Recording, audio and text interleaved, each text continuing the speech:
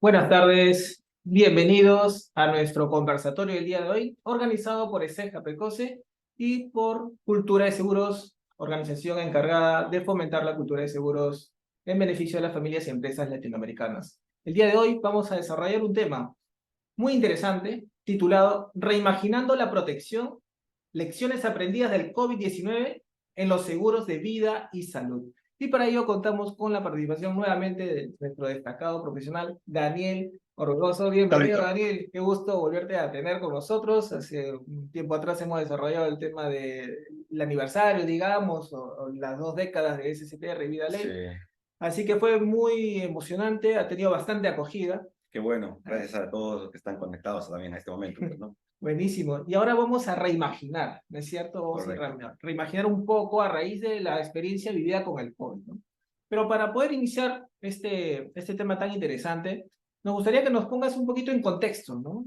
¿Cuál es el objeto, el objetivo de un seguro de salud, el objetivo de un seguro de vida, ¿no? Per se, y en las mismas, de repente, algunas exclusiones que son transversales que sobre ello podríamos comenzar a trabajar, ¿no? Este debate y esta nueva reimaginación que también le vamos a pedir a todos que nos ayuden. Sí, claro. Que queremos que todos reimaginemos cómo deberían ser los seguros a partir de experiencias que nos está tocando vivir, ¿no? Es correcto. Y somos privilegiados, digamos, en un sentido positivo de haber vivido esta pandemia porque nos ha permitido generar nuevas inferencias, pero sobre algo que nos ha tocado vivir y no solamente sobre algo teórico. Quizás si antes de la pandemia, conocida por esta generación, se hablase de temas como este similar de brotes epidémicos, probablemente nos tendríamos que remontar pues hasta épocas de la peste bubónica, la fiebre amarilla, ¿no? Y cosas así que terminaban siendo lectura para nosotros, pero no lo habíamos vivido. Hoy creo que desde ese punto, si lo miramos en ese enfoque, es un privilegio importante para tanto profesionales multidisciplinarios que han tenido de alguna manera un impacto en su profesión. Y en la parte o en la industria de los seguros, como bien lo mencionas tú, ha sido un vaivén de situaciones. No todo ha sido negativo en términos numéricos, no todo ha sido positivo en términos numéricos, ni todo está dicho todavía, ¿no? Por ahí conversaba, digamos que en el backstage, y viendo un poco las cifras que se van normalizando, pero que deja de todas maneras una huella, un impacto, ¿no? A la pregunta que hacías tú sobre, conversemos un poco sobre la doctrina de un seguro de vida y un seguro de salud. Bueno, ambos, como en todo seguro, tienen un objeto de protección, ¿correcto? No tienen un objeto de prevención per se, sino responden ya a una situación materializada que probablemente después de haberse efectuado todos los sistemas de prevención, siempre hay un tema aleatorio de riesgo que genera la materialización de una pérdida.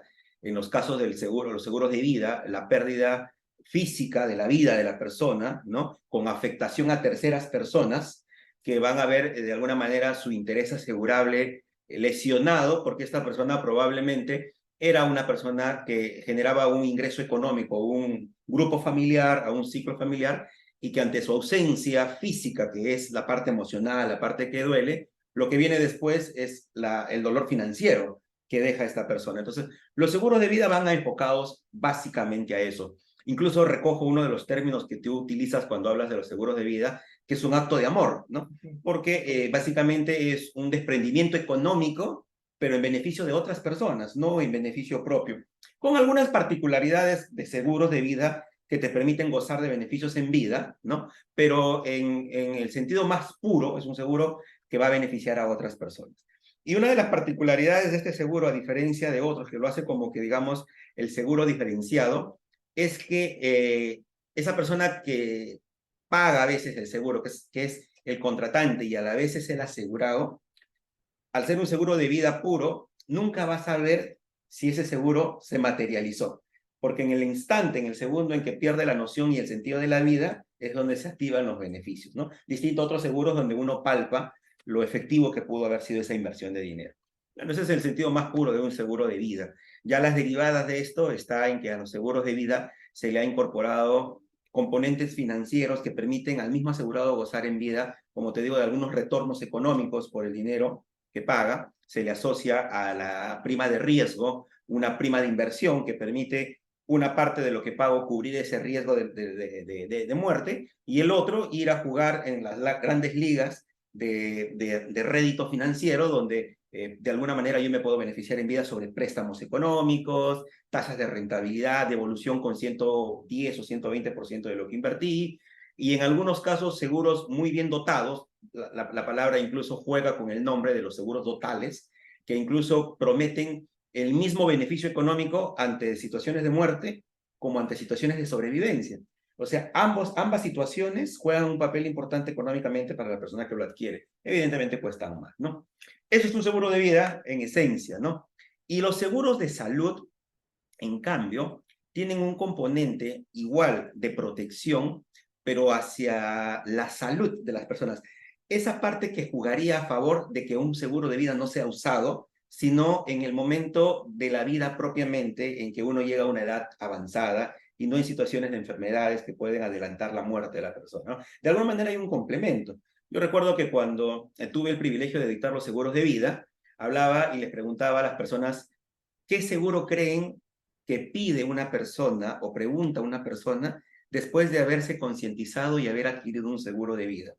Y la mayoría contestaba de manera correcta, es probablemente un seguro de salud, porque haberse concientizado de que la muerte es una realidad para todos nosotros y teniendo ya una protección, igual no quiere pues que pase al día siguiente el siniestro, es tu propia vida de la que estás hablando, y lo que buscas es una protección para que si hay un evento de la salud de la persona, esta sea cubierta. Y eso se extiende pues a grupos familiares, probablemente hablaremos un poco más de estos tipos de seguro, pero en esencia lo que busca es justamente tener una capacidad financiera para responder a una necesidad económica para la recuperación de la salud, para la prevención de la salud o para temas que necesariamente el dinero del día a día no van a alcanzar por incluso situaciones accidentales derivadas de la salud, derivadas de la integridad. Solo para cerrar la idea, ambas tienen un componente técnico detrás.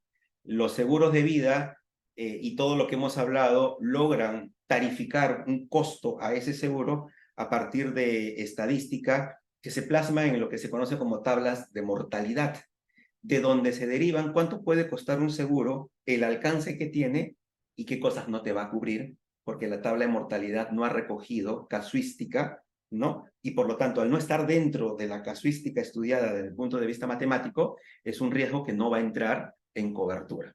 Por ahí pueden venir temas como el COVID, que es algo de lo que vamos a hablar, y en los temas de salud se alimenta de una situación similar, pero no de mortalidad, sino de morbilidad, ¿no? Ya el tema epidemiológico, los diagnósticos, las enfermedades, la prevalencia, términos de epidemiología que probablemente los estudiosos de la medicina puedan desarrollar mucho más que nosotros, que son los que van a terminar tarificando cuánto cuesta un seguro para atenderme la recuperación o la prevención de mi salud, ¿no?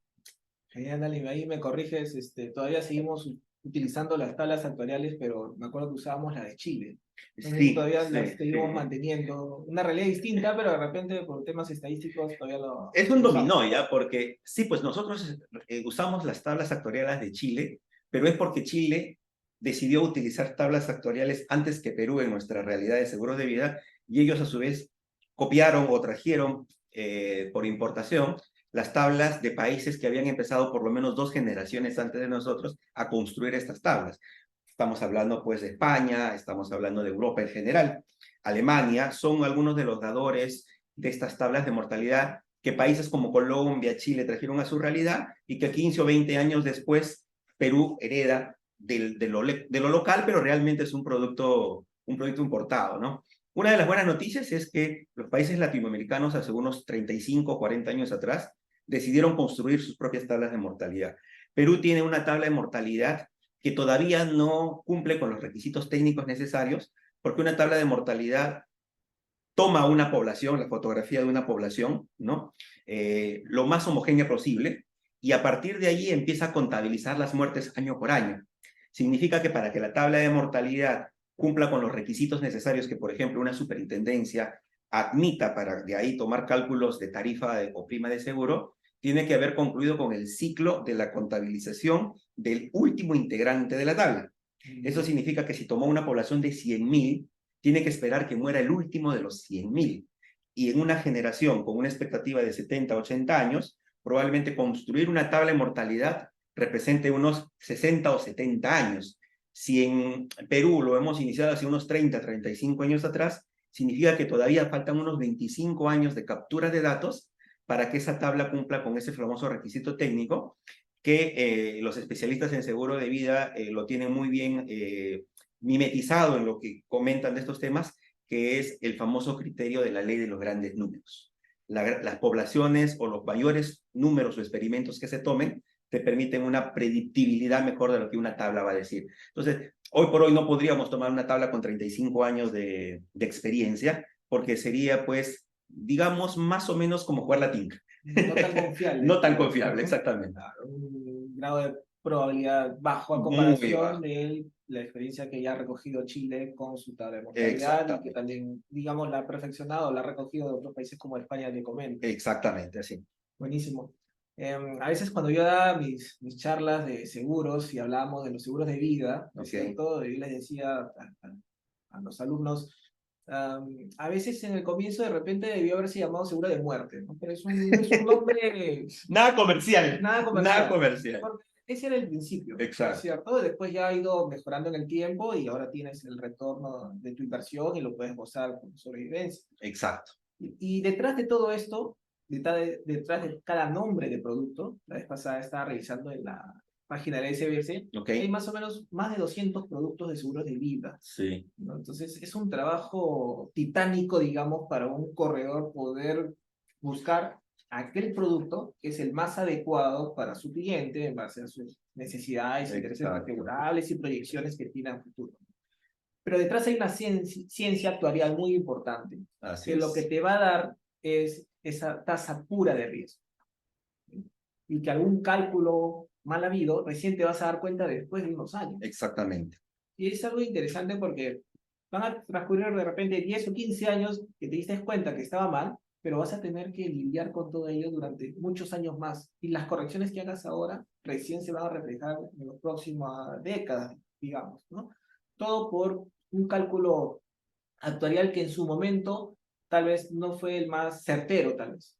Y por otro lado también podríamos tener la presión comercial, ¿no? De hacer descuentos en las tasas o darle más coberturas, pero que no están tarificadas. Y que simplemente porque el mercado así me lo está pidiendo, exigiendo, yo necesito poder colocar el negocio. Entonces, creo, ahí me corriges, creo que hoy en día la ciencia actuarial está tomando un peso más significativo que antes, acompañado con lo que es risk management. Entonces, ¿tú cómo lo has visto de repente en los últimos años, este tema que te digo? Es muy interesante lo que dices. Los actuarios, yo recuerdo hace unos 15 años atrás, no llegaban ni a 8 actuarios para el mercado de seguros, y no todos eran peruanos, porque, bueno, no había ni siquiera una formación académica para ser actuario en Perú. A veces se tenían que ir a Chile, Argentina, Colombia, para poder formarse académicamente en el punto, y habían actuarios que traían una escuela española.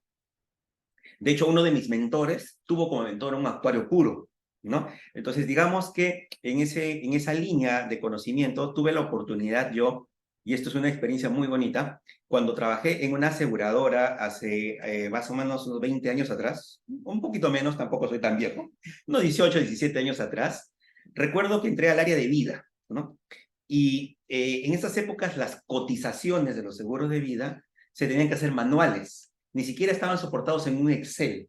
Empíricamente ya se empezaban a trabajar hojas de Excel. Una tabla. Exacto. Entonces, habían cuadernos también para los seguros. A eso iba, ¿no? Entonces yo recuerdo que cuando venían a cotizar un seguro de vida para una persona con una edad actuarial, que de ahí viene el término de edad actuarial, una edad redonda, que o tienes 30 o tienes 31, simplemente por la cantidad de meses corridos, yo recuerdo que teníamos que ir pues a la tabla de actuarial que estaba aprobada para la SBS, sacarla, y sobre unas winchas escritas a mano, uno tenía que construir la tasa de riesgo. ¿A dónde quiero llegar con esto? La tasa de riesgo, de alguna manera, ya está soportado en un cálculo actuarial que a su vez tenía una tabla detrás que había sido autorizado por la superintendencia. Entonces, digamos que la predictibilidad de lo que cotizaba este tema era una predictibilidad a largo plazo. Entonces, tú podías asegurar que esa tasa de riesgo que tú estás dando al postulante al seguro es una tasa de riesgo con suficiencia de primas recaudadas en el tiempo para garantizar los siniestros que todo ese grupo de personas van a adquirir soportados en esa tabla de mortalidad. Ahí yo creo que no hay esas fluctuaciones o desviaciones que necesariamente podrían poner en riesgo. Lo que sí pusieron en riesgo en el mercado es el componente financiero que traían estas pólizas, si es que a la póliza se le incorporaba la parte financiera. Si era una póliza de riesgo puro por fallecimiento, digamos que la predictibilidad estaba muy bien soportada y además garantizada por el regulador.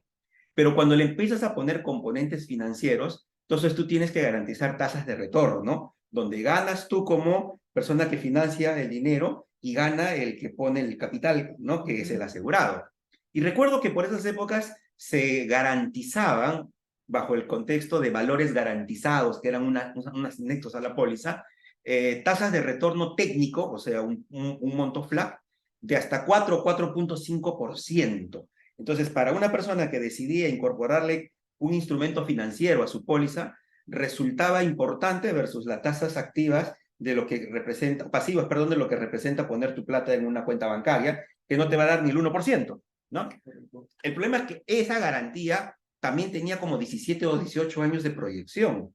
Y ahí es donde venían los problemas cuando en 10 o 15 años los conflictos sociales, los problemas mundiales económicos, hacían que la aseguradora, soportado en sus profesionales, no pudiesen garantizar al momento que una persona quería activar el instrumento financiero ese 4 o 4.5 que habían perdido. Por lo tanto, tenían que sacar de otro lado el dinero para cumplir la obligación. Y eso ha generado, para los que, por ejemplo, seguro hoy tienen la oportunidad de colocar seguros de vida, que hoy los valores garantizados ya no sean como tal, sino ahora se maneja valores proyectados. Estimaciones que te dicen que esto es un valor que puede o no puede cumplirse. Acá dice que podrías recuperar hasta 3 o 4%, pero en ese momento se hace la corrida real. Y es como jugar con el tipo de cambio del dólar. Puede ser a tu favor, puede ser en contra. Entonces, el mercado ha ido aprendiendo y ahí es donde calza, como dices tú, esas proyecciones a largo plazo que finalmente no han tenido detrás un soporte actuarial, como sí lo fue para la parte de riesgo, la parte financiera. Y a eso se incorpora algo que tú mencionaste, que para efectos de desestandarizar el producto, porque si tú cotizabas en la compañía A y en la compañía B, probablemente la primera muy similar, porque utilizaban la misma tasa de tabla de mortalidad, probablemente para desestandarizar eso, tú enriquecías el producto con coberturas adicionales. Y esas coberturas adicionales no están soportadas en tablas de mortalidad, porque la mortalidad solamente soporta el fallecimiento de la persona. Pero de esos, ¿a cuántos le vas a pagar sepelio adicional? ¿A cuánto les vas a pagar doble indemnización por muerte accidental? Si tú no tienes soportado todo eso, también en un estudio actuarial, evidentemente estás tirando la moneda al aire. Y ahí es donde ha habido justamente contracciones en el sistema, no por la cobertura principal, sino por esos componentes adicionales que se le fueron poniendo a los seguros de vida, pues, ¿no?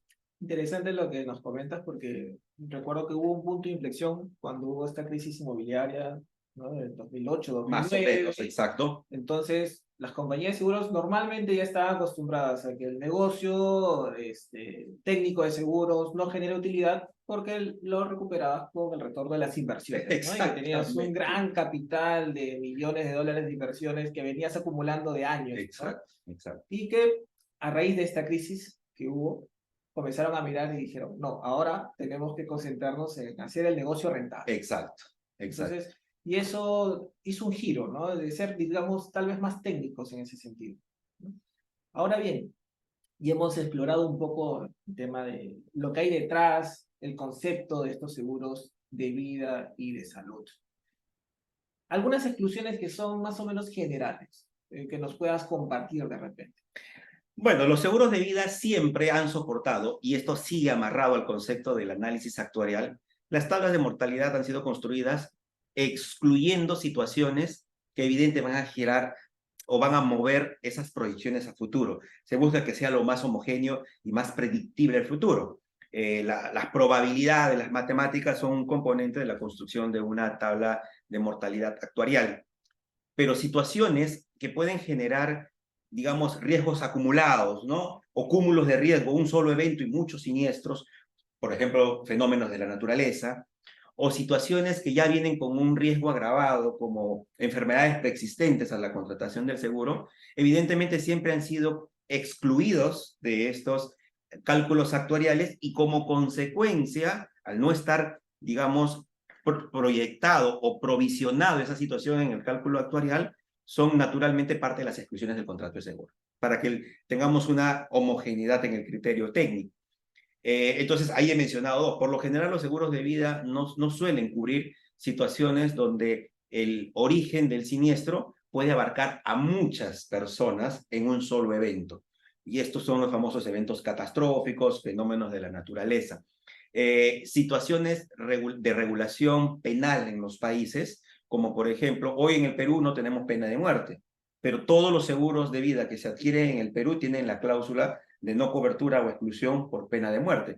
Porque como los seguros son de largo plazo, no sabemos si en algún momento un tema político da un giro y la pena de muerte se instaura en el Perú. Y ese es un riesgo que naturalmente sale de la incertidumbre porque hay alguien que dicta la muerte de una persona.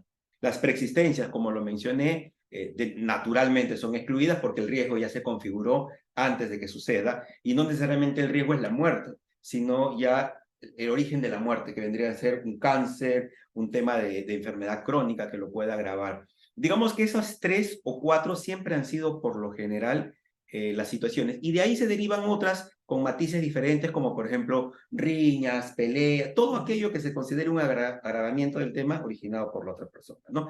Y finalmente, el que ha sido un tema que en el tiempo tuvo un cambio importante es evidentemente la autogeneración del siniestro, que es el suicidio, ¿no? El suicidio, hasta la ley de contrato de seguros, el suicidio era, digamos, manejado a criterio del apetito al riesgo de la aseguradora.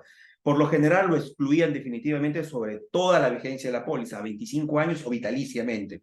Algunas aseguradoras, para justamente quitar el estándar, le bajaban los años de la penalidad de la no cobertura y el mercado empezó a comportarse en una, digamos, situación similar de solamente castigar el suicidio con no cobertura o exclusión durante los 2 o en algunos casos 3 primeros años de vigencia de la póliza. Hasta que vino la ley de contrato de seguros y lo estandarizó, lo hizo norma, y por lo tanto ahora los seguros de vida ya no necesitan que el asegurador exponga cuánto tiempo cubre y cuánto tiempo no cubre esa situación. Ahora, por ley, los 2 primeros años de toda póliza de seguros de vida no tienen cobertura sobre el suicidio, están excluidos. Y a partir del tercer año entra en cobertura. Es como una carencia que se le ha dado para la situación X que pueda llevar a una persona al suicidio, ¿no? Esos son como que los estándares. Ahora, si tenemos esta entrevista en el futuro, en unos 5 o 6 años, probablemente ya yo termine de hablar hablando del COVID, porque es algo que hasta la pandemia no se tenía en cuenta y no necesariamente los seguros habían sido construidos, incluso en este cálculo actuarial, tomando esas situaciones, porque decidieron no incluirlo en las matemáticas bajo el concepto de epidemia. Pero nosotros no hemos, desde el punto de vista de la OMS, solamente tenido epidemias en distintos países, sino el marco general ha sido otro concepto, que es la epidemia. Y desde el punto de vista epidemiológico, no son lo mismo. Y ahí ha habido pues muchos temas de resolución de conflictos en el mercado por la interpretación de lo que esa cláusula de exclusión quería dar en los seguros de vida, ¿no? Justo antes de entrar a ahondar más en el tema del COVID, bueno, Vida Ley no cubre suicidios porque es un riesgo nombrado prácticamente. Exactamente, ¿Cierto? exactamente. Hay como una excepción, digamos, ahí no llega la ley, digamos. El suicidio en vida ley es tan igual como hablar del incendio de mi carro en un seguro de vida ley. No tienen absolutamente nada que ver para los riesgos contratados.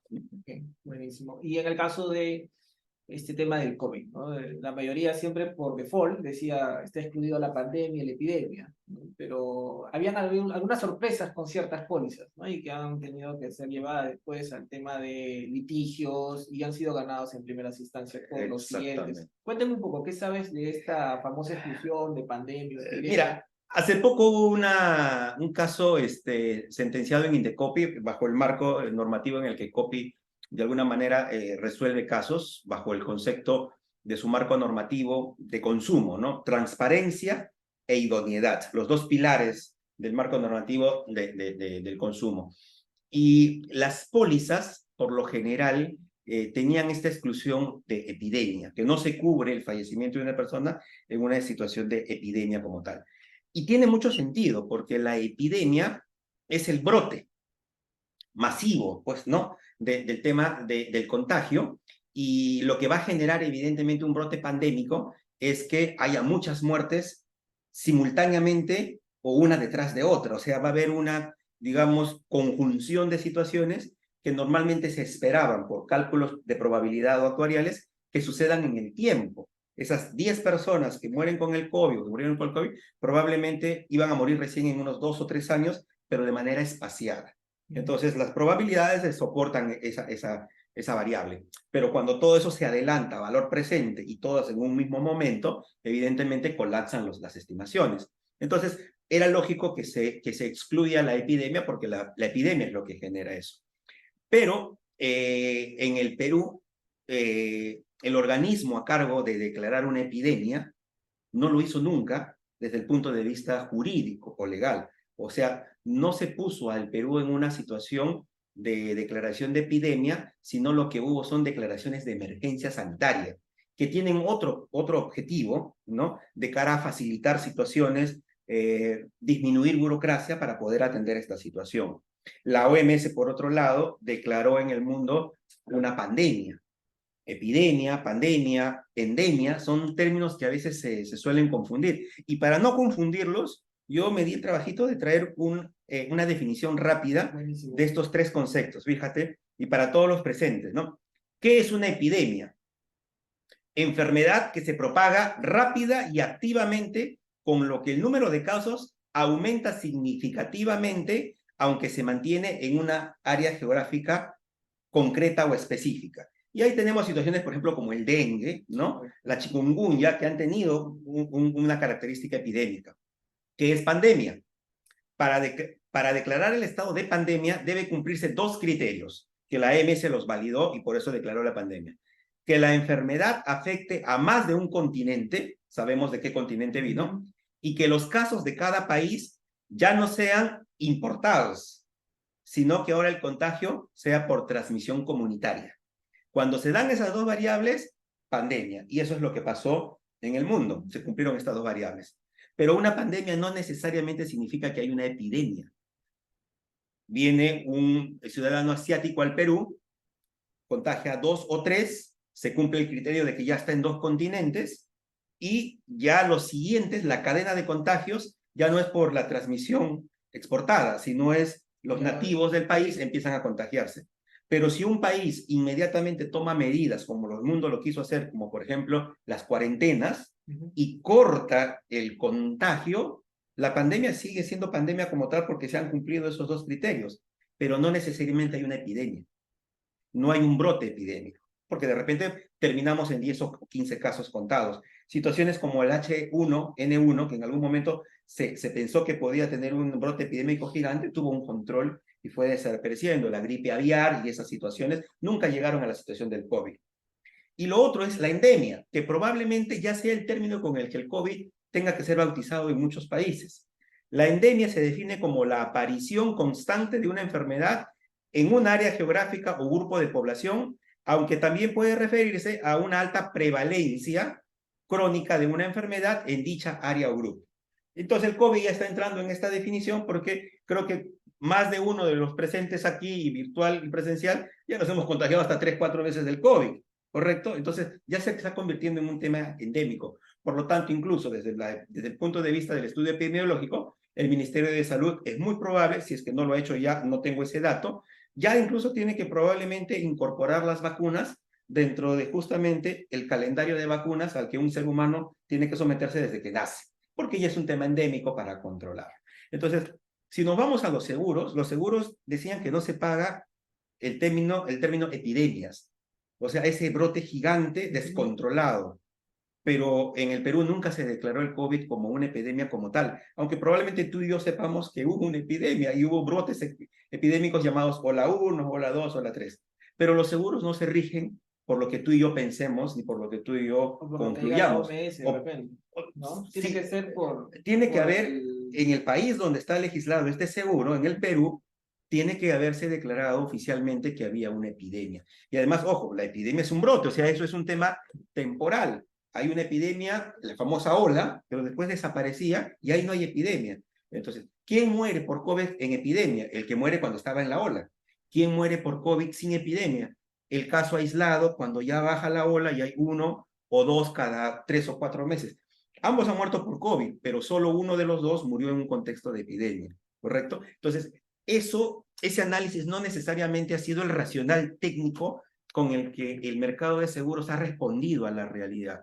Yo estoy muy contento de cómo el mercado ha respondido de manera general, ¿no? Recordemos que en plena pandemia una aseguradora salió a declarar que no iba a cobrar copagos, ¿no? Cuando el plan lo decía, y todo el mercado lo siguió. Y eso fue algo que vino desde el mundo como una pieza de dominó. Fue una decisión a nivel global. Incluso ahí, si me permite, Sí. primero comenzaron a decir, cubrimos COVID, ¿no es cierto?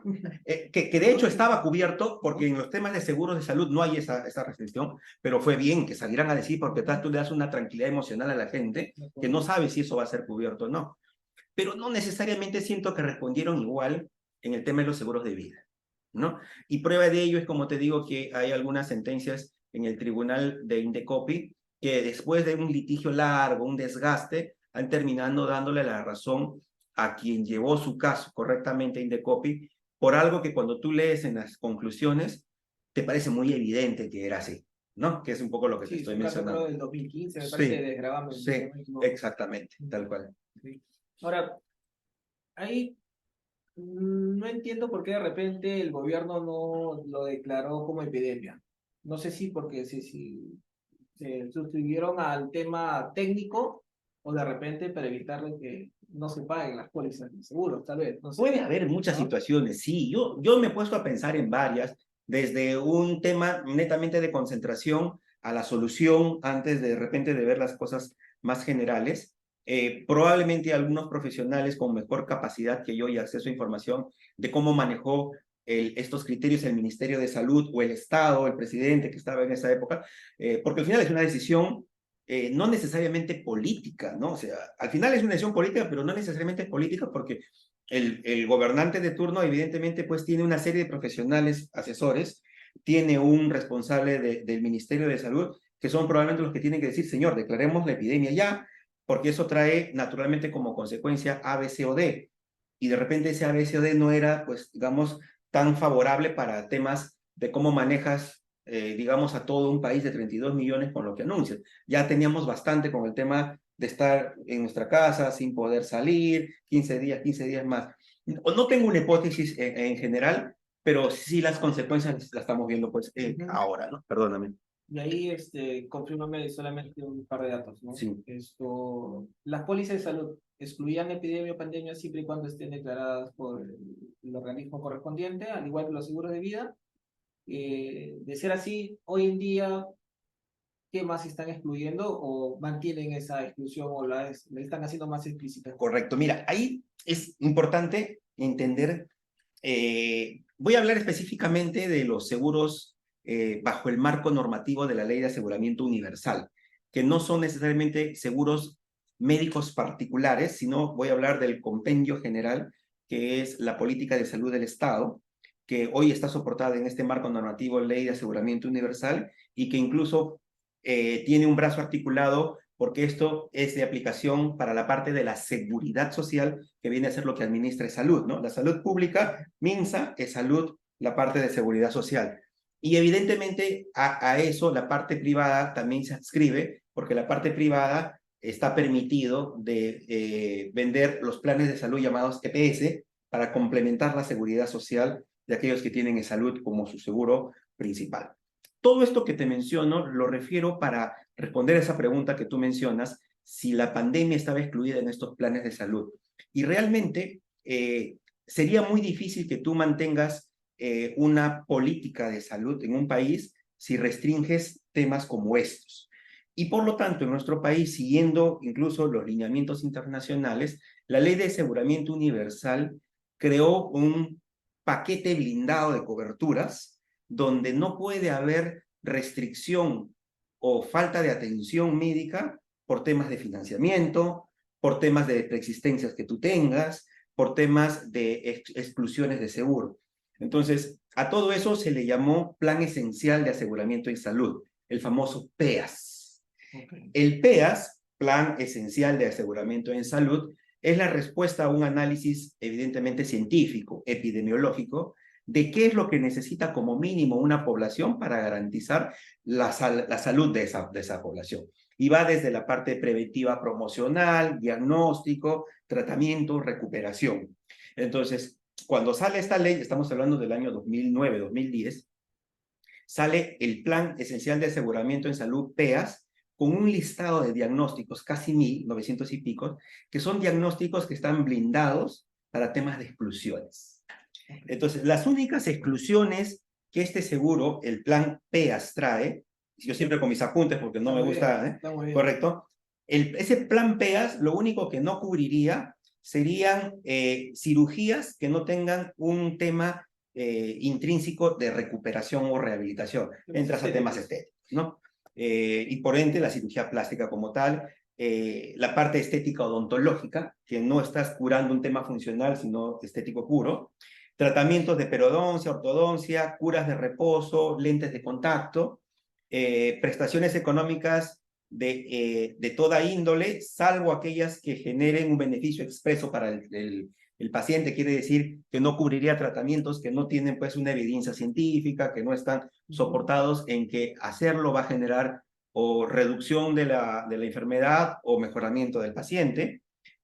Accidentes de trabajo, porque eso tiene su propio marco normativo, lo que viene a ser el SSTR, y básicamente todo eso, fíjate, son las exclusiones lógicas, intrínsecas, pero no encuentras acá, no cubro pandemias, no cubro epidemias, no cubro cáncer, ¿no?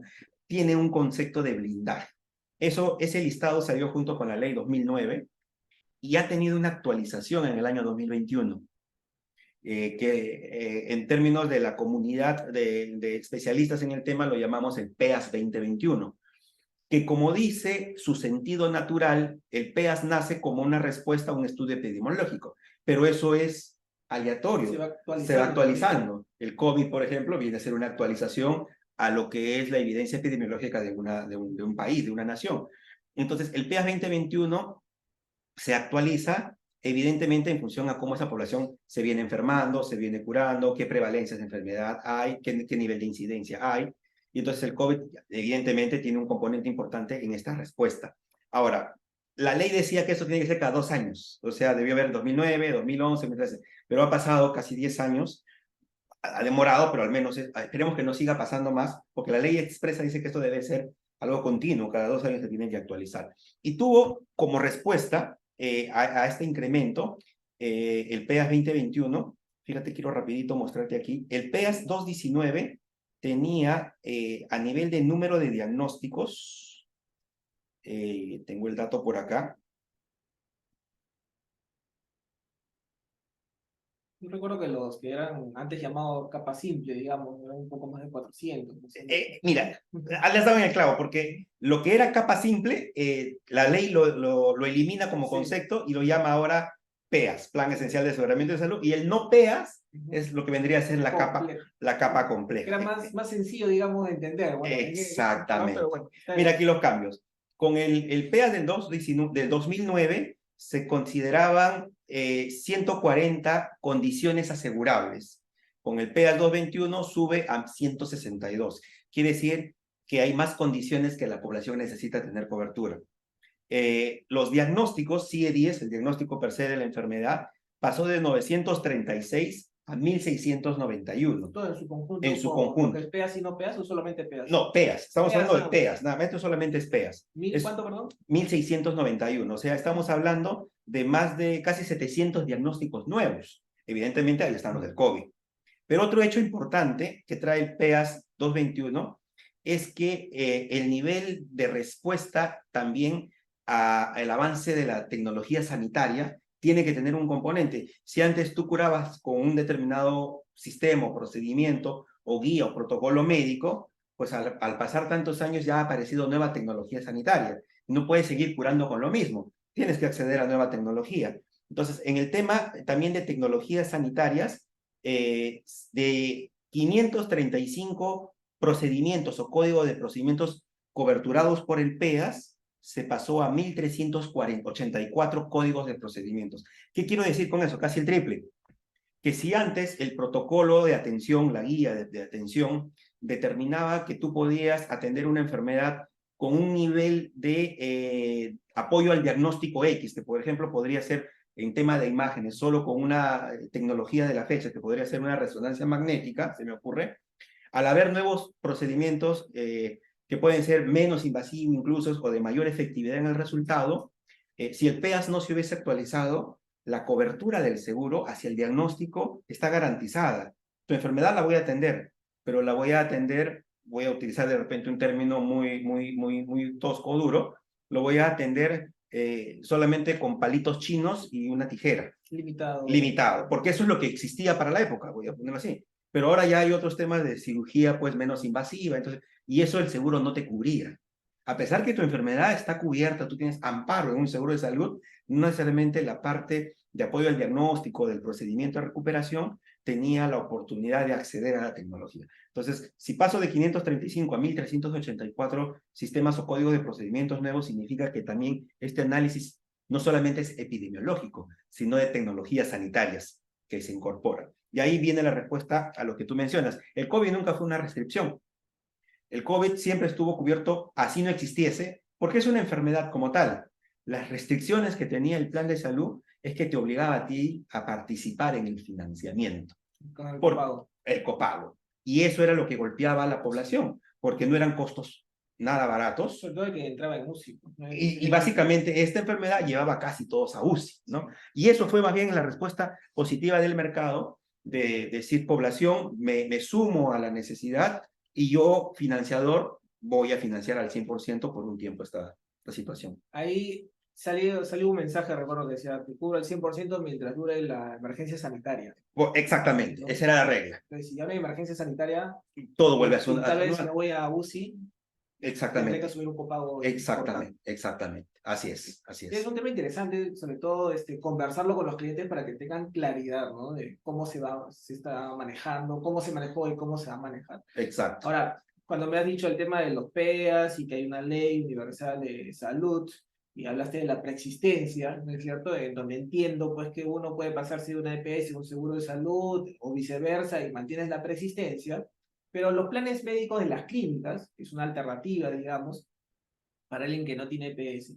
Pero ¿qué pasa con los planes médicos de la clínica? Hoy en día hay clínicas que están creando su IAFAS, ¿no es cierto? Entonces, pero ellos no tienen la obligatoriedad de manejar la preexistencia, de incluir la preexistencia, Buena a pregunta. pesar de que ellos dicen, yo soy una IAFA, pero te cubro todo lo del PEAS. Entonces, de Correcto. repente, hasta ahí no alcanzas la ley. Mira, la ley de creación del aseguramiento universal trae estos dos conceptos, uno de ellos lo has mencionado, IAFA, institución administradora del fondo, del dinero que recauda, y el otro es la IPRES, que es la institución que presta el servicio de salud, ¿no? Es un binomio natural, uno financia y el otro presta la salud.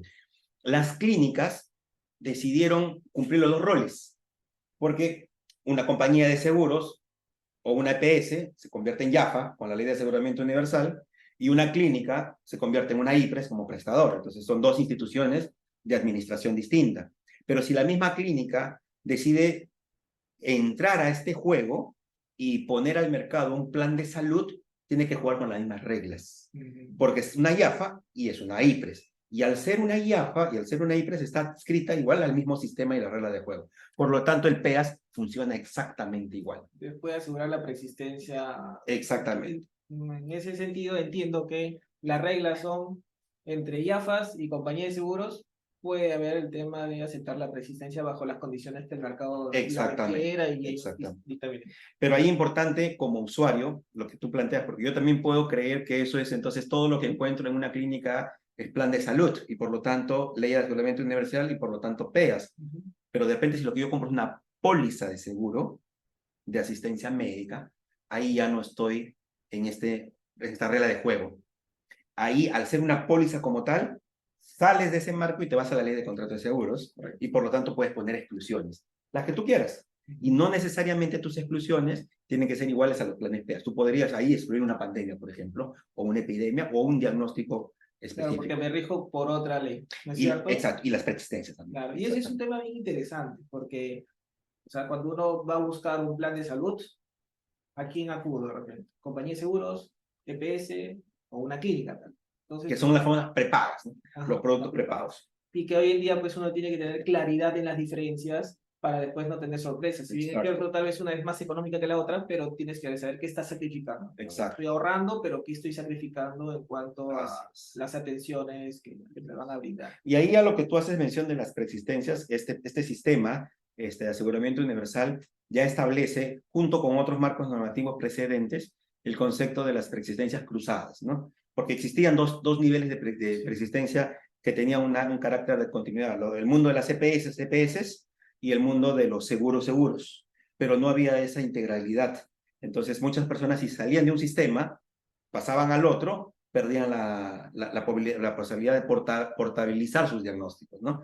Entonces, se crea este concepto de preexistencias cruzadas, este marco normativo de preexistencias cruzadas, y el término cruzado es porque ya puedes tú pasarte de una EPS a un producto de asistencia médica o un producto de asistencia médica, que es póliza, a una EPS, lo cual te garantiza a ti que incluso hasta después de tener tu vida laboral activa, puedas tú seguir llevando tu diagnóstico si lo que buscas o obtienes es una póliza del mercado de seguros, ¿no? Tiene sus particularidades, tiene sus reglas, no es que sea tan fácil la aplicación, tiene que cumplirse ciertos requisitos y esos de darse te permiten a ti tener esa portabilidad del diagnóstico mientras todavía sigas en el mundo del sistema de que alguien te cubra la cobertura, ¿no? La llave.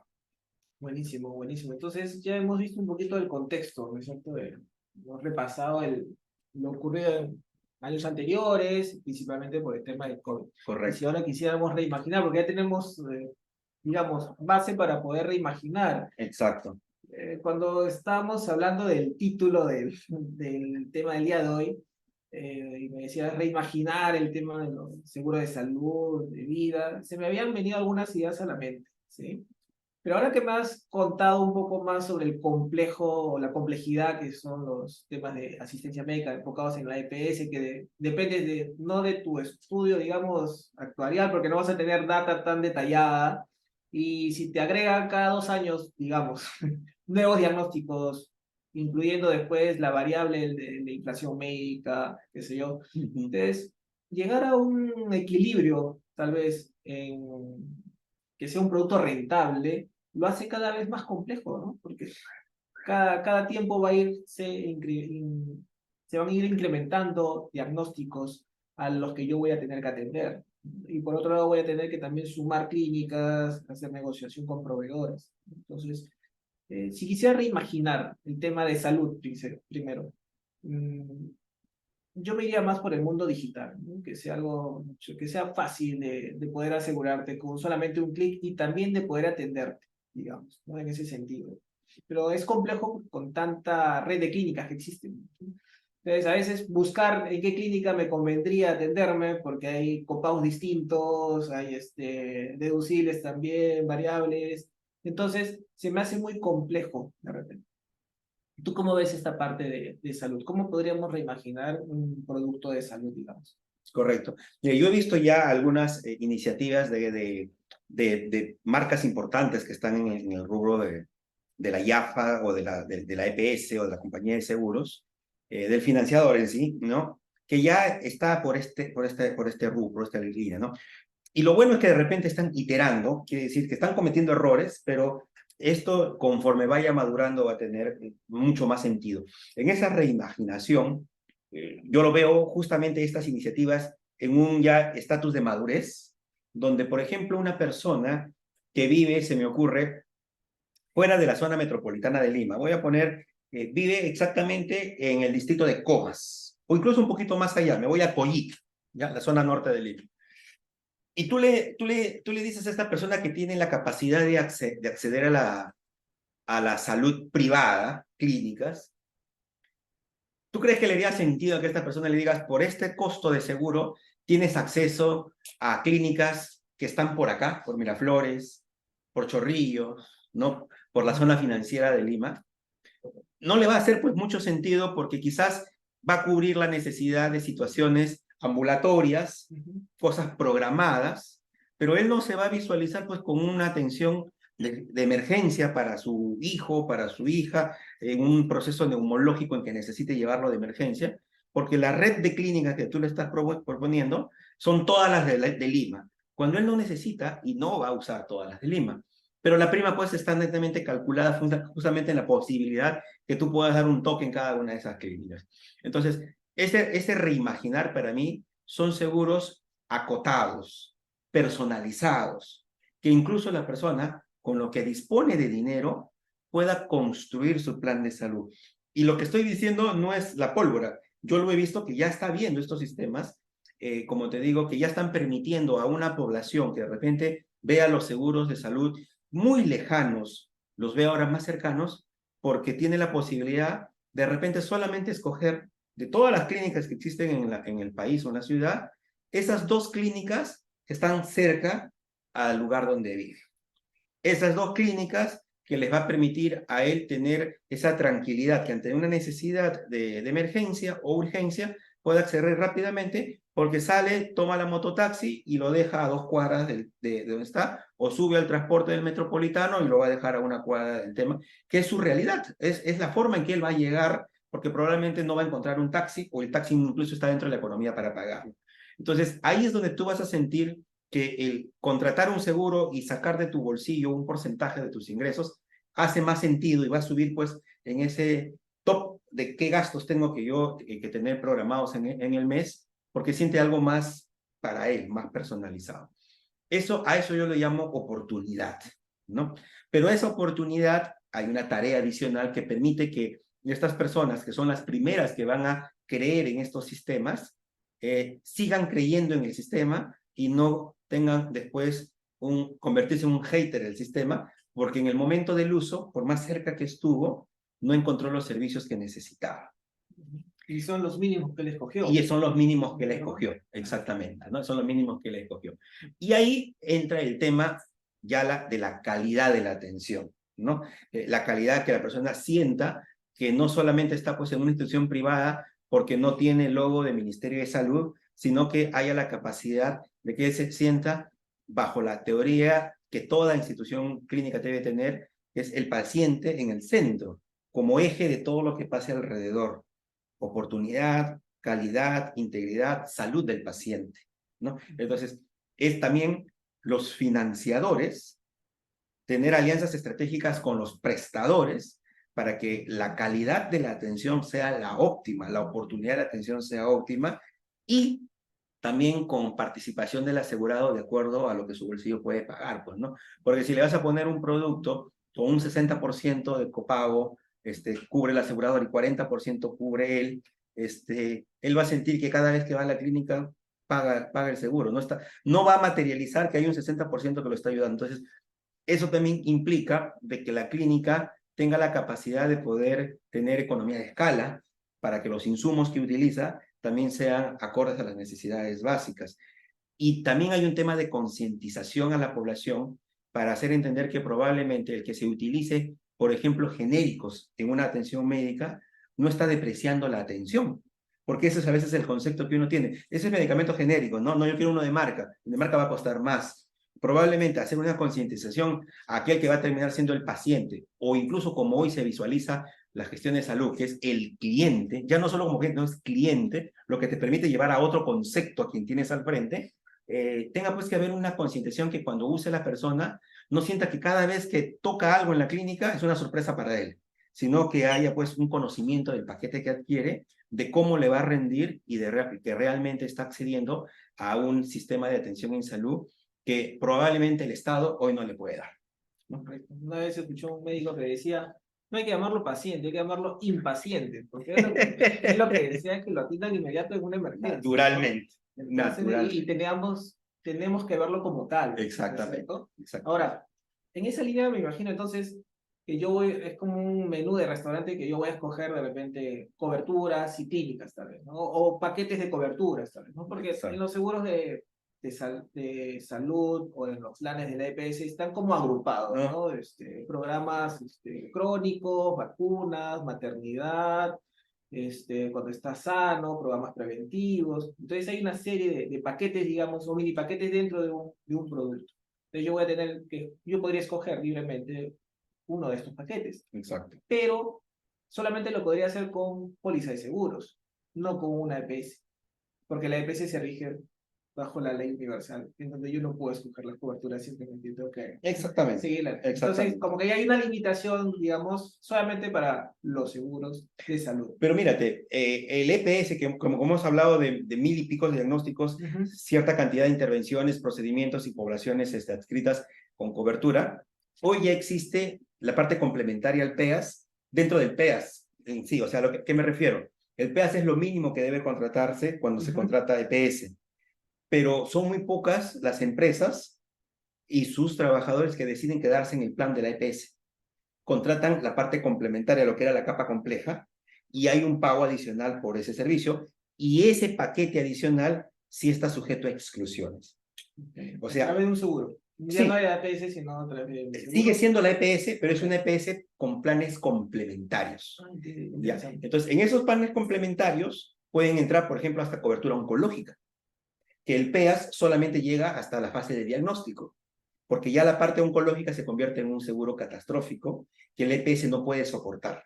Y el oncológico tiene cobertura al 100%. Y el oncológico tiene una cobertura que va así como techo. Realmente tú lo compras eso enlatado, empaquetado. Entonces, ahí quizás podría entrar lo que tú mencionas, ese juego de escoger el menú, de qué cosas quiere complementar para que su prima tampoco se dispare por algo que de repente no va a usar totalmente, ¿no? Entonces, ahí podría entrar el juego. Y lo otro es esa capacidad de poder tú tomar la decisión de atenderte en un particular, porque los planes EPS, los seguros médicos, intrínsecamente lo que te llevan es a que te atiendas en la red que ellos disponen, porque evidentemente ahí hay un natural y correcto y saludable control de los gastos, porque pues, te pueden cobrar el infinito y el mundo y más allá si es que no hay alguien que controle. El financiador tiene todo un mecanismo de gestión de control del gasto. Pero hay gente que decide pues atenderse en un particular y no quiere pasar porque ahora también, hay que decirlo, hasta cuando vas por la EPS, haces tu colita para que te atienda, porque hay pues una demanda a veces mayor a la oferta. Pero yo tengo el particular al frente, pues, ¿no? Y hoy, en este concepto de reimaginación que tú hablas, hoy ese beneficio de reembolso probablemente es el más castigado, porque tú gastas 100 y recuperas 30, porque primero está soportado el beneficio de manera, digamos, de expectativa alta. Yo me atiendo en un particular y mi plan tiene el beneficio de reembolso, pero ese reembolso está topeado con tarifas. Entonces, a ti te cobra el mercado y el mercado lo dispone la oferta y la demanda. Te cobran por una atención ambulatoria 500 soles y tu plan te devuelve 200 soles. Te cobran por determinado procedimiento donde hay un tema quirúrgico, trabajan 2, 3 profesionales de la salud, pagas 10.000 soles y tu plan, cuando entras al reembolso, la tarificación de todo ese procedimiento que gastaste 10.000 es de 6.000. Y a eso le aplican copagos y deducibles. Entonces, en una estimación rápida, de cada 100 soles que uno gasta en el particular, recupera entre 30 y 40 soles.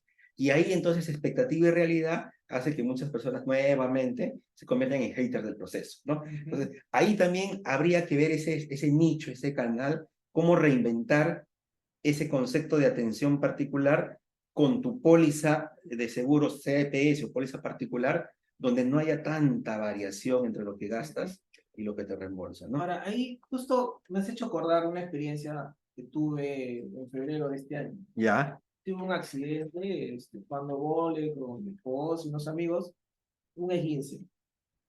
Y para sorpresa mía, no había cita con el especialista hasta después de un mes Para la terapia. para que me diagnostique y después me derive con el de la El terapia. rehabilitador, claro. Exacto. Entonces dije, bueno, si siempre vendemos los seguros como que es mejor que está en un tema de salud, por ejemplo, porque vas a tener atención tan rápida, hoy en día ha colapsado para esa especialidad. De repente hay otras que sí son más rápidas, pero hay algunas especialidades que sí están teniendo bastante demora en la atención. Entonces, tuve que esperar, llamé a a otras clínicas, también lo mismo, estaba ocupado el tema. Así que tuve que hacer mi terapia de manera particular para ganar tiempo, porque me iba a Correcto. demorar 3 o 4 semanas en mi primera cita para con el que rehabilita. Que desde el punto de vista clínico tiene sentido, porque si no te haces el tratamiento, Exacto. la resolución se hace más larga y el mismo financiador termina pagando más. Entonces, en esa línea, por ejemplo, ahí yo veo que hay una oportunidad. Sí. ¿Sí? ¿Por qué? Porque contacté con una persona que iba a mi casa y me hacía la terapia, llevaba todos sus equipos, y que ella tenía un riesgo de robo de sus equipos Sí, también, ¿no? sí, sí. Pero iba a mi casa, me hacía la terapia y ahí de repente podemos usar dos caminos. O de repente que tengas cobertura, que en caso de 15, digamos, por darte un nombre, yo te doy un reembolso de 50 soles diarios, el equivalente a 10 terapias o 15 terapias, que es más o menos el lapso que yo voy a demorar en conseguir mi cita, Correcto. ¿no? O simplemente la persona que me hace la terapia factura a RIMA, o a Pacífico, o a Positiva, o la EPS que corresponda de repente, y al 100%, porque es una atención por emergencia, al Exacto. 100%. Pero de repente con un pool de rehabilitadores que no son tan caros. Y ya voy saliendo, voy desintoxicando de repente o voy descentralizando un poco la atención de la clínica y le voy dando una alternativa al cliente o al paciente o al impaciente para que vaya teniendo una terapia hasta que después ya llegue a su consulta. Exacto. Pero ya vas más rehabilitado. Sí, Entonces, sí, por sí. ahí podría ser una alternativa que apretando un botón pueda tener esa opción, digamos, Totalmente ¿no? de acuerdo. Sí, lo que tú dices es probablemente lo que se repite en muchas personas que han sufrido una lesión. Yo mismo he pasado por lo que tú dices, ¿no?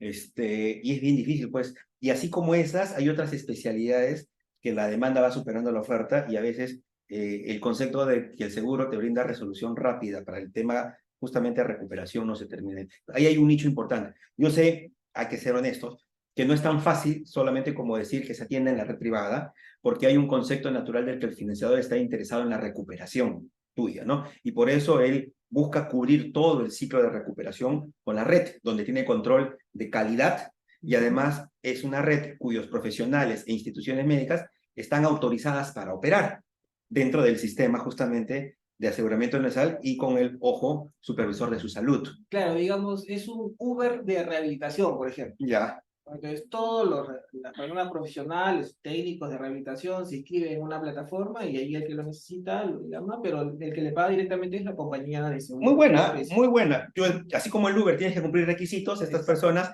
si cubren cumplen los requisitos que la normativa exige para que seas un profesional dentro del sistema y por lo tanto la atención tenga una garantía de calidad, porque también si te cura mal, tú tienes que tener un lugar a donde recurrir y si esta persona no está dentro del sistema, entonces su salud no va a poder llegar a él de Claro, repente. o lo vas cualificando. Exactamente. Pero la idea es buena, o sea, lo que necesitamos es entender que hay una problemática y empezar a buscar una solución fuera de la caja. Porque dentro de la caja siempre vamos a decir lo mismo. Tiene que ser un médico aprobado por su salud, que tenga el código, la institución tiene que tener el código REIMPRE, tiene que tener la categorización y todo. Pero esa es la caja, pues tenemos que salir fuera de la caja sin perder la calidad de la atención del paciente como tal. Y eso se está repitiendo hoy en salud mental.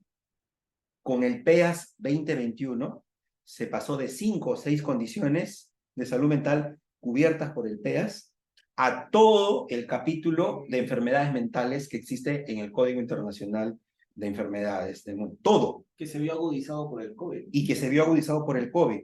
Entonces, imagínate la demanda. La oferta no ha cambiado. Siguen habiendo menos de 900 o 1000 profesionales de psiquiatría para lo que antes era una demanda de este tamaño y ahora es una demanda de este tamaño y sigue habiendo las mismas instituciones de salud probablemente de mental que se ha incorporado un poquito más ante la nueva demanda, pero no ha habido un crecimiento igualitario entre oferta y demanda. Por lo tanto, ahí ya la tarea no necesariamente es de una EPS o de una IAFA, sino tienes que también el Estado entender que no puede solamente en su versión epidemiológica 2021 decir, todo esto necesita mi población ser atendida. Aplausos, ¿no? Pero ¿qué has hecho tú como Estado para preparar la logística y la oferta necesaria para cubrir esa misma demanda que tú estás creando? Entonces le has dejado la tarea al privado y el privado no necesariamente ha tenido la capacidad y la velocidad para responder a eso porque eso es ley. O sea, sale hoy, se publica en el peruano y a partir de mañana es un derecho. Y el mercado ha sufrido casi un año en poder de alguna manera estabilizarse, me refiero a las EPS, para generar convenios, porque la EPS no brinda el servicio. ¿Correcto? Tiene que generar convenios, tiene que generar costos, tiene que garantizar que todo eso nuevamente no va a generar pues una alta siniestralidad y va a terminar colapsando el sistema. Entonces, es un trabajo que también el Estado tiene que mojarse, ¿no? Y es muy importante sobre todo porque el tema de la salud mental, que si bien es cierto que se ha incrementado el tema de los casos a raíz del COVID, por el encierro que hemos tenido y una serie de problemas y estrés con el cual hemos convivido, también pues esto puede traer consecuencias, ¿no?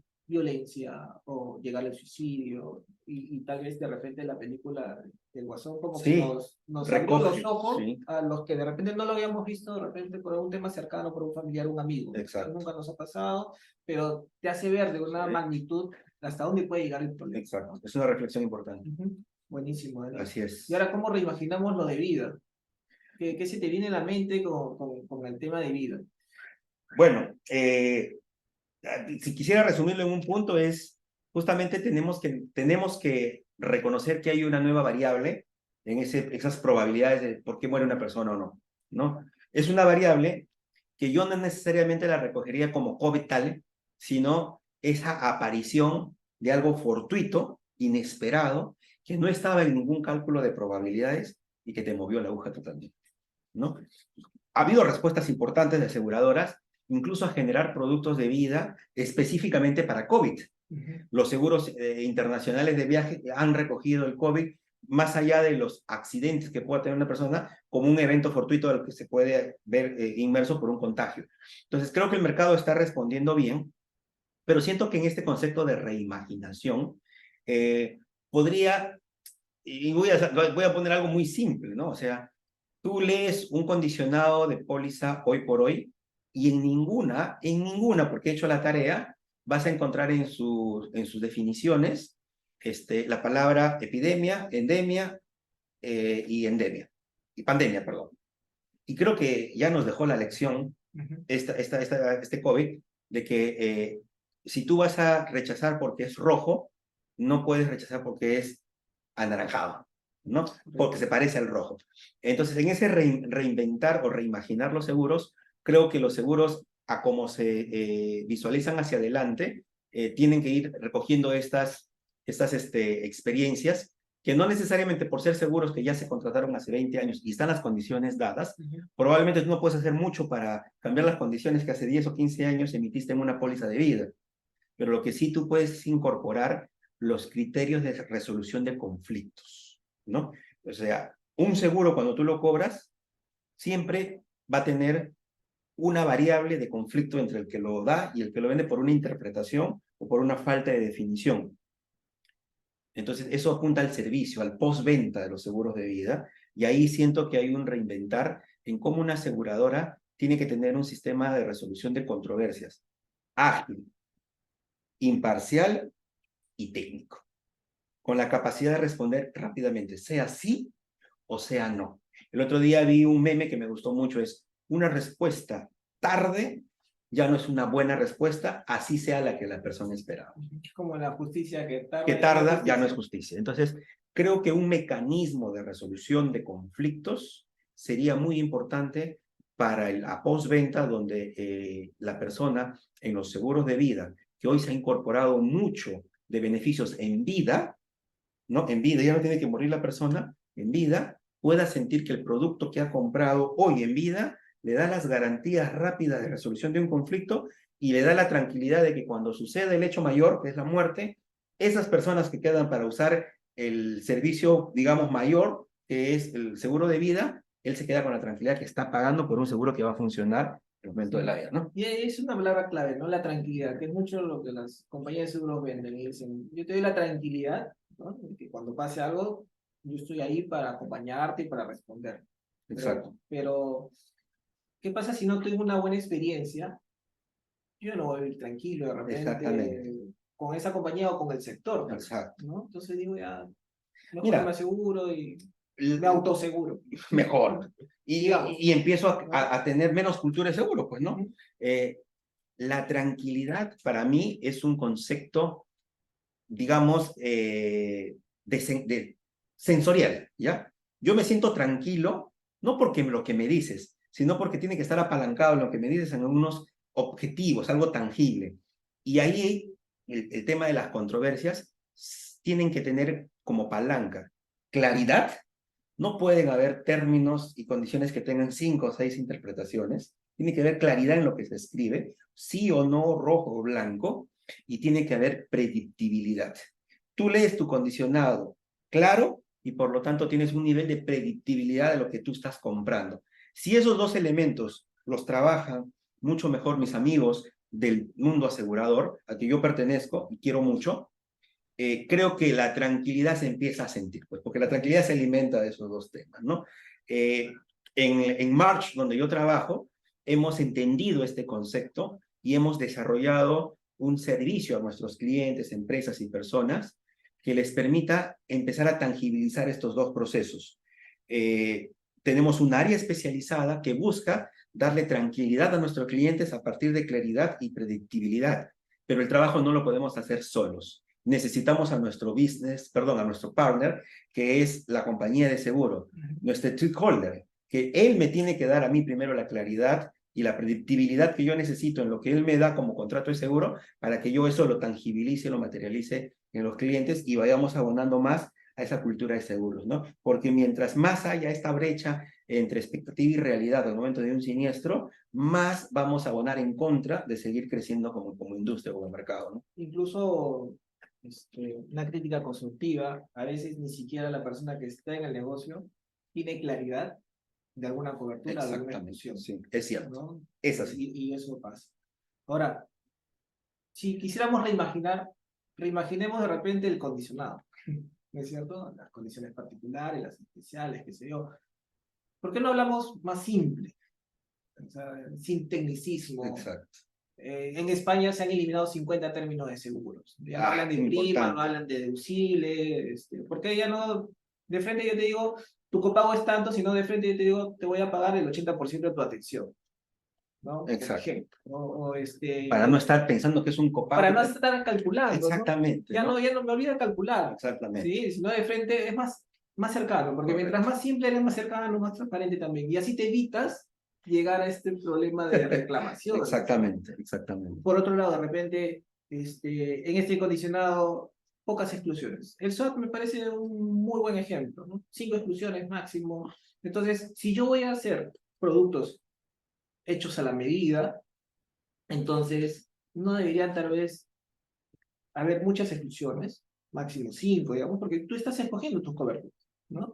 Y si la cobertura es clara, la exclusión debería entenderse como tal, digamos. ¿No? Como el caso que comentaste de vida ley, me acuerdo, hace un tiempo atrás. Entonces, en ese escenario, en ese sentido, creo que un cambio de condicionado podría ayudar a evitar una gran carga después de reclamos. Exacto, ¿no? exacto. Algo más sencillo, más simple. Sí, yo recuerdo cuando tuve la oportunidad de entrar a algunos cursos de vida y hablamos exactamente del tema que tú estás mencionando, yo le decía a los alumnos, le decía, mire, yo quiero que levante la mano rápidamente cuando termine de decir lo que voy a decir, el que ha entendido lo que ha dicho, ¿no? Y citaba un párrafo de esta obra cumbre, El Quijote de la Mancha, donde cuando Quijote le habla a Sancho, le dice el Quijote a Sancho, es, coged el felino por el apéndice, dale 2 circunferencias y arrojarlo por el cuadrilátero al espacio. ¿No? Así, ¿no? Así se lee una póliza de seguros. Cuando probablemente lo que debería decir es, coge ese gato de la cola y tíralo por la ventana de la calle. Todo el mundo lo va a entender, ¿no? Entonces, algo así es importante y, insisto, el mercado sí siento que lo está buscando hacer. Encuentra algunas, digamos, paradigmas que romper en el proceso, pero yo siento, desde que incluso estuve en la última compañía de seguros donde trabajé, que esas iniciativas ya se vienen haciendo.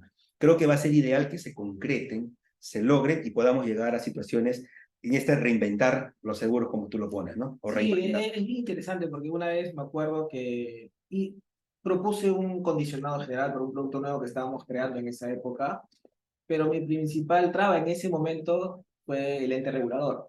Dice, no, de todas maneras tienes que poner reducible, de todas maneras tienes que poner los términos. Bueno, entonces, de repente tal vez tiene que ser un trabajo en conjunto entre compañías de seguros, corredores y la SBS, incluso las asociaciones, de repente, APC, PECOSEN, para poder trabajar en su conjunto en un condicionado y que sea como la matriz para los futuros condicionados, de repente que sea para productos pasivos. Es cierto, todos tenemos que empujar para el mismo lado. Sí, pero es un tema interesante. Ahora, de todo esto, de manera transversal, lo que va a ayudar es la tecnología. La inteligencia artificial te debe ayudar para personalizar aún más estos productos.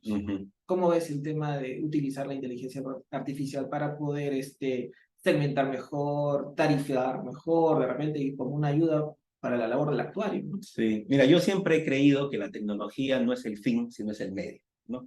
Entonces, mientras utilicemos la tecnología, el avance, la inteligencia artificial, que hoy es el tema boom en tecnología, como un medio para llegar a cosas, y en el justo y tiempo, momento adecuado, yo creo que las cosas van a salir bien. Hoy salía de una reunión donde una de las personas que estaba en el foro comentó acertadamente, dijo, no creo que debamos utilizar inteligencia artificial en este proceso, porque hoy por hoy la inteligencia artificial utiliza como fuente de datos lo que está pues en el Internet. Entonces podríamos perder eficacia en la respuesta porque no necesariamente lo que está en la web es exactamente el dato concreto que tiene que darse, ¿no? Pero sí creo que podríamos utilizarlo, decía, para de alguna manera generar predictibilidad en los usos y costumbres del usuario que iba a tener este proceso, para sugerirle, por ejemplo, el siguiente tema a llevar. Esto era para llevar un set de cursos que debería llevar la persona, y la inteligencia artificial sí le podría a él, por usos y costumbres o por preferencias, hacer sugerencias de cuál es el siguiente curso que se acomoda más a sus necesidades, ¿no? Entonces, ahí yo veo justamente de manera muy efectiva el uso de la tecnología, la inteligencia artificial específicamente, básicamente para extrapolar un poco la pregunta que tú me haces. Yo creo que si se utiliza en procesos donde la inteligencia artificial aporta, sin generar de repente algo que no se quiere como desviación en la interpretación del condicional, va a ser muy efectiva. Lo que no tendríamos es que tenerle miedo, en todo caso, a la tecnología y a la inteligencia artificial, ¿no? Sí, en ese caso justo estaba viendo también un webinar al respecto y decían, ¿no? O sea, te va a acompañar, ¿no es cierto? A darte algunas alternativas de solución, pero tú tienes que ayudarlo, que lo que te da, de repente, lo puedes alimentar con mejoras de tu vida real, digamos, de tu vida diaria o de tu realidad del país o de la región. Exacto. Entonces, tienes que ir educando a la inteligencia artificial para poder... como a la inteligencia natural. Como el chatbot, digamos, igual, en su momento que uno lo iba educando. Exactamente. No, y la inteligencia natural, la nuestra, también necesita educación. No nacemos sabiendo todo. Y ahí donde hablas del aprendizaje natural, la inteligencia natural, ya viene la parte humana, ¿no es cierto? Entonces, la empatía. La empatía es importante y que lo tengan todos los productos. Desde la manera como tú lo conceptualizas, cuando tú lo creas, lo elaboras, lo quieres vender, tienes que usar la empatía para poder hacer un producto. Una vez recuerdo que un gerente general dijo, yo creo que haga un producto que sea como para mi mamá, dijo. Ya, ¿No? correcto. O sea, hecho para alguien al que tú amas, exacto, ¿cierto? Y va a ser tu futuro asegurado, exacto, que le pueda servir en el futuro. Exacto. Entonces, Exacto. y ahí la parte humana, la empatía juega mucho. Exacto. Entonces, Es sí, un buen tamizaje ese sistema. Hacerlo como para uno, como para alguien que tanto quiere, ¿no? Sí, eso es buenísimo. Muy bien. Bueno. Se nos ha pasado el tiempo, como siempre, se nos pasa el tiempo rápido. Ok. Así es. Muy bien, muchísimas gracias. Gracias a todos los que se conectaron el día de hoy. Y también los invitamos para que cuando publiquemos el video en el canal de YouTube de Ceja Pecoso de Cultura y Seguros, lo puedan compartir con las personas que consideren les pueda servir. Muchísimas gracias, Daniel. Ha sido un gusto volver a tenerte el día de hoy. Ha sido una conversación muy fructífera. Me ha ayudado mucho para aprender también de temas de salud y de vida. Te agradezco por ello y gracias a todos nuevamente. Bendiciones. Gracias a los amigos del Backstage también. Ah, verdad, también nuestros amigos de Backstage. Los responsables de todo esto. Ah, muy bien, ahí están los alumnos del grupo B. Bienvenidos. ¿Qué tal, José Manuel? ¿Cómo estás? Gracias por conectarte. Gracias, Verónica. Muy bien. Que tengan buenas noches. Nos vemos. Chao, chao. Gracias a todos.